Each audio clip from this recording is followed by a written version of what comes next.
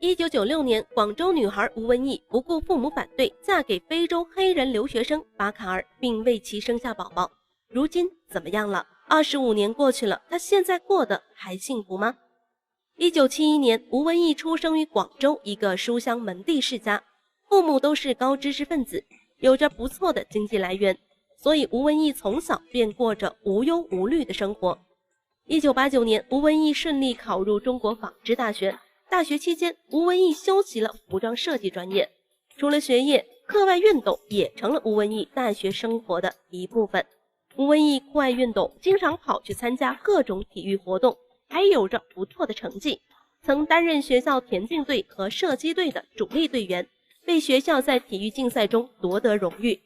也正是因为这个爱好，他遇见了改变他一生的爱人阿布·巴卡尔。巴卡尔1959年出生于非洲尼日尔，父亲是当地受人尊重且有名的医生，经济实力还是比较雄厚的，这一点从他是个留学生来说就可以看得出来。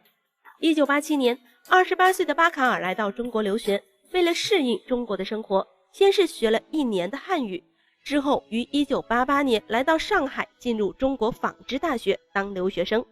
或许他也从未想过，来到中国不仅收获了知识，还遇见了爱情。某天，阳光明媚的操场上，巴卡尔正和同学踢球，偶然间旁边田径运动训练场上一名运动员吸引了他的目光，他就是吴文义。一开始巴卡尔是比较害羞，想上去搭讪却又不敢，只能通过同学之间来认识。不过最后还是自己鼓起勇气上去搭讪。正好我们训练结束了嘛，这样就是往回走的时候，我在前面走，他们反正一般后面我们那个田径队3个女孩子，反正他们呢就在后面，可能正好都结束就往回走。最后呢，我就听他问一个女孩子，他说走在前面的女孩子叫什么名字啊？我一般也很难的，有一次通过另外一个人好像说有跟他讲话，说交朋友，也按照中国的做法，你不能一下子就说做男朋友女朋友那种，就做朋友。开始遇上搭讪的吴文义也并不觉得反感与害羞，因为平时吴文义身边就不缺少异性朋友，但是都把他们处成了哥们儿。第一次遇上外国留学生搭讪，反而觉得有点新鲜感。我当时好像也没有什么特别感，因为我觉得我们学校留学生蛮多的，但是我觉得他看上去就是一看就那个眼神比较祥和一点咯，就这种感觉。就呢，他就走上来就问我了，说可不可以跟我认识这样的。那我觉得反正一般，因为我觉得以前我在读书的时候，我的很多同学，男性同学、男性朋友都很多的。我觉得反正大家互相的，而且觉得是外国人嘛，可能也是有点心意哈。我觉得可以交朋友，没问题的。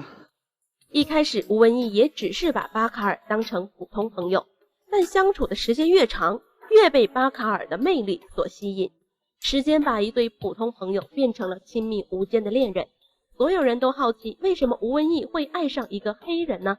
并且巴卡尔比吴文义大了10岁。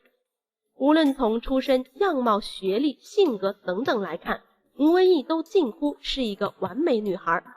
所以一开始他们的恋爱关系就遭到了反对，特别是吴文义的父亲。其实吴文义也知道这段跨国婚姻父母是第一难关，为了探探父母的态度，有一天吴文义带着2个外国同学回到家里做客，其中一个就是巴卡尔。他不敢跟父母直言他与巴卡尔的关系，只是跟父母说是一个普通朋友。他第一次到我们家的时候，那个时候我跟我爸妈说，我说我的一个外国同学啊，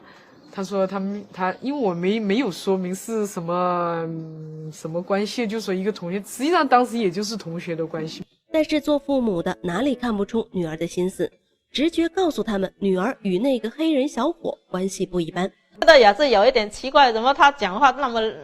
那时候他可能讲普通话，可能在学校那时候可能是讲的比较多一点啊，所以一来了那个话好像听起来都蛮会讲。我记得他妈妈没有什么大问题，但是我看他爸呢，但因为他已经感觉了，可能现在关系更好。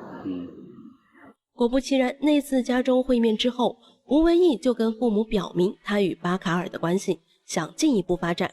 这自然遭到了反对。这个情况当时一下子要接受这个条件好像不可能，因为他又不是我们中国人的话，他那边那个经济又不稳定，经常那个内战还是很混乱的那边反正就不相信他会跟这个种族不一样的这父是不一样的，好像就有一点一下子就接受不来了。但是为什么他会接受得来，我就讲不清喽，我都不理解。从小到大，吴文义都是父母的掌上明珠，受到万般宠爱。而吴文义的人生之路，吴父早就想好了。大学期间，吴文义学的是服装设计。对于女儿的爱好，家人一般都是无条件支持的。吴父还打算等女儿毕业后再送到美国深造。如今半路杀出个巴卡尔，打乱了他的计划。他们也很难理解女儿为什么会爱上一个黑人，这让他们难以接受。因为我的叔叔也在美国，当时我想呢，他大学毕业以后嘛，如果搞服装这个设计这方面可以到美国去深造一下。从父母的角度来看，跨国婚姻存在很多不确定因素，比如地方气候、习俗、信仰和文化差异。重要的是，当时的尼日尔不仅是一个贫穷的国家，国家政局还不稳定，战乱频发。因此父母担心也情有可原，就怕吴文义到了非洲活都活不下去，更别说生活了。但是爱情往往有股魔力，可以让人奋不顾身。陷入爱河的吴文义也是如此。面对朋友和家人的反对，一向对父母言听计从的吴文义并没有放弃，还是一如既往地爱着巴卡尔。他坚持要和巴卡尔在一起，但是横在他们面前的可不止父母这一座大山。1992年，中国与尼日尔断交，这种背景下，他们的爱情之路更加坎坷。为了能够帮助中尼复交，巴卡尔下定了决心，对吴文义说：“我要回国，一定要为中尼复交做出贡献。”1993年，巴卡尔在多哥首都洛美积极参与了和中国的复交活动，与此同时还在当地经商积累资本，扩大自己的影响力。而同年，吴文义从中国纺织大学毕业，一毕业就到了一家外贸公司工作。为了能见到巴卡尔，进入公司之后便申请到洛美与多哥的交易工作。当时正处于中尼断交状态，吴文义的这个决定更是引来了父母和朋友的强烈反对。可是即便阻挠越来越大，吴文义却依然坚持自己的想法，不久便踏上了前往洛美的旅程。临走前，父亲就曾对他说，如果在那边过得不幸福，随时可以回来。听到此话，吴文义早已泪流满面，他哪里不知道父亲的用心良苦。在家人和朋友的反对声中，吴文义毅然决然地登上了飞机，前往洛美，与巴卡尔一起生活。虽然能与吴文义甜蜜重逢，但巴卡尔依旧没有忘记帮助中尼复交的正事。好在当时总统妻子是他初中、高中同学，通过这层关系，巴卡尔顺利面见了总统。就在复交有望之际，尼日尔却发生政变，旧总统下马，新总统上任。好在巴卡尔并没有放弃，用尽了各种办法再次见到总统。刚一见面，总统就问巴卡尔，你一个商人为什么要执意参与政治呢？巴卡尔回答，多哥不是我的家，我只想回尼日尔。我在洛美有很多中国朋友，如果中尼复交，中国朋友可以来尼日尔投资做生意，这有助于带动尼日尔的经济发展。听了巴卡尔说了种种好处，总统决定再次与中国建立外交关系。1996年8月19日，巴卡尔作为尼日尔代表团成员，跟随代表团来到中国签署中尼复交协议。至此，吴文义与巴卡尔的恋爱关系终于更进一步。之后他们把生意都搬到了尼日尔的首都尼亚美。女儿爱情的好消息不断传来，广州的父母反对的态度也开始动摇。这时原中国驻多哥大使孙昆山先生和妻子在出游广州的时候约见了吴文义的父母。我就说，作为母亲，作为女同志，我说，我也有2个女儿，如果我的女儿嫁给黑人的话，我说我也不会同意的。我说我非常理解你的心理，但是我可以告诉你，阿布这个人，他在这个个人的，就是在他的个人生活上面非常严谨。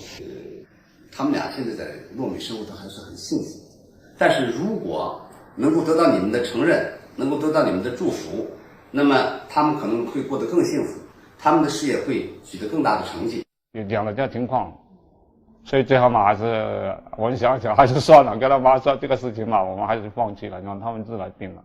听了孙昆山夫妇的劝说，吴文义父母最终选择接受这段跨国婚姻。在父母和亲朋好友的祝福和见证下，1996年，巴卡尔与吴文义来到中国举办了一场隆重的中式婚礼。他们的爱情终于开花结果，婚后他们继续前往尼亚美做生意。吴文义在尼亚美开了2家中餐馆，一家名为上海餐馆，一家名为金龙饭店。这是尼亚美最早的中餐馆，也是现在最有名气的中餐馆，每天都有很多在尼日尔发展的中国人慕名光顾。不仅在事业上蒸蒸日上，家庭生活也十分幸福。1999年，吴文义为巴卡尔生下一个混血女儿，2001年生下一个儿子，而巴卡尔则继续做他的纺织生意，事业也是一帆风顺。2人的生意越做越大，富足的生活让人格外羡慕。这个幸福的4口之家在尼亚美当地成为了人人羡慕的对象，而吴文义与巴卡尔一有空便会回到广州度假，顺便陪下父母。每次回国，吴文义都在为中尼友谊做出自己的贡献。2018年，尼日尔华人侨联合总会举行成立大会，大多数成员都推举华人吴文义担任首届理事会长。2020年中国疫情爆发，吴文义作为尼日尔华人华侨总会会长，还在网上发布声援中国的短视频。如今吴文义已经59岁了，依然经营着他的中餐馆，同时也在努力维系中尼外交友谊。而巴卡尔也早已成为纺织巨头老总，身价不菲，与吴文义共同维系着一个4口之家，现在在尼日尔幸福的生活着。